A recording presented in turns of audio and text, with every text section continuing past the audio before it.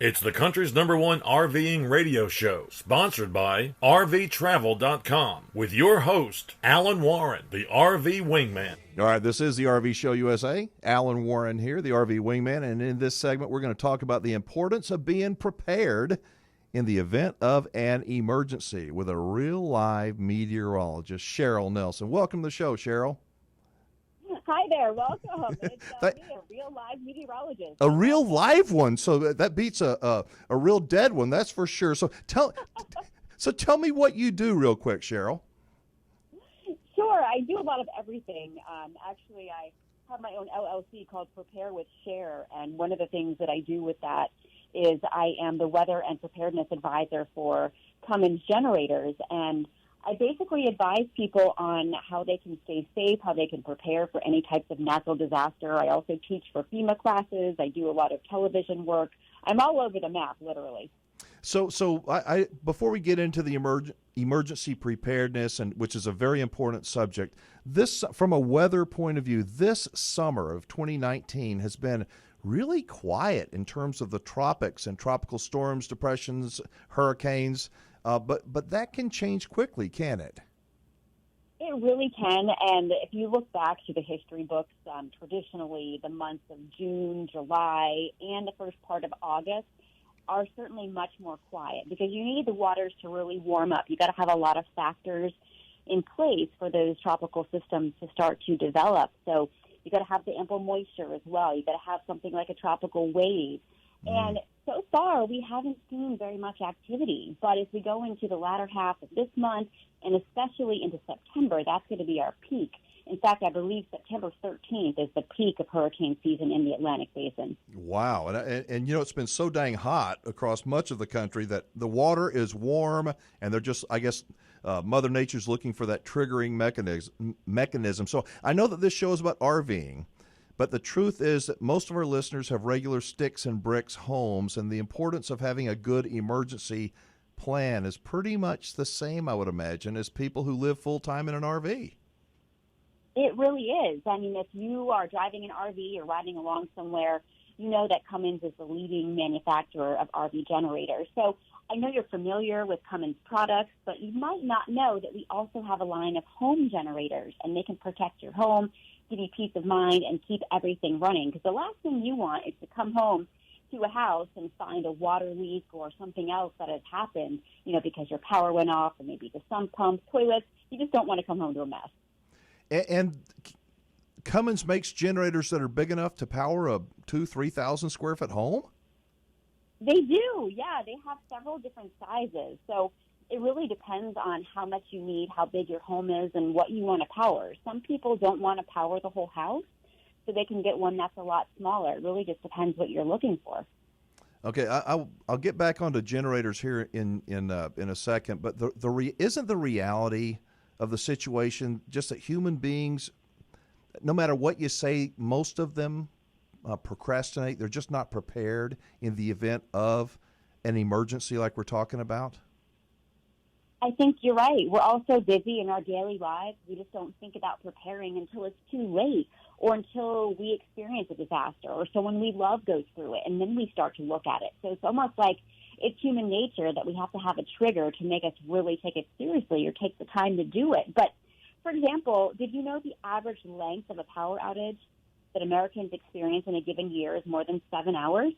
So it's kind of interesting to hear that when you add up all the different power outages we experience during a year. And then residents of Florida and Maine experienced more than 40 hours of power outages in 2017. And weather is the number one contributor to these outages. So we talked about hurricane seasons. You know, we're seeing more hurricanes. We're seeing stronger ones. And then on the West Coast, we're seeing wildfires. Mm-hmm. We have a lot of that dry weather. We have the extreme heat as well. And 85% of wildfires are actually caused by humans, which is pretty upsetting to me to think about. But the weather acts as a catalyst to help spread these wildfires as well.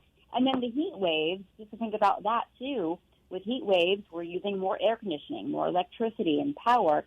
That puts a strain on the grid.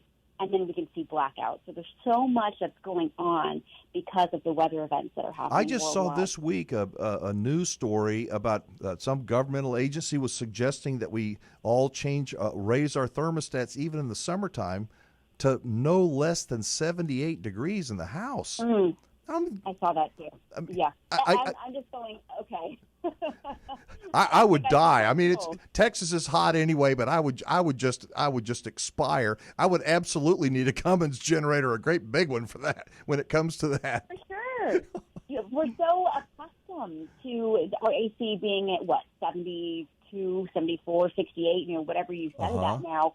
And think back to the 17 and 1800s where they didn't have any of that. But now it's the way we live. And so if we have to go a few hours without it, okay, it's an inconvenience. But if we have to go a day or longer, weeks, months, I mean, my goodness, your whole life gets disrupted and turned upside down. I'm an old guy, but I remember as a child, we'd have a couple of window units in the house, but we played outside and it was 100 degrees and, growing up in Texas. And I guess we weren't hot. I mean, maybe we were, but it wasn't like nowadays. We're all so spoiled, all of us, because we're constantly around air conditioning in the wintertime, obviously heat, and we're just so comfortable, and you never really realize this until you don't have it. How many days worth of supplies do you think it's a good idea, Cheryl Nelson, for people to have on hand in the event of good points that you made. Yeah, good points that you made right there. I would say, honestly, at least 3 days supplies, but I would plan for up to 2 weeks.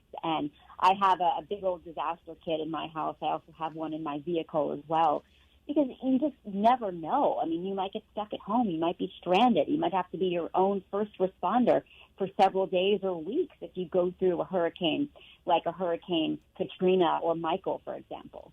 What about maintenance? We've got a graphic, I think, of a beautiful Cummins generator outside of a big home.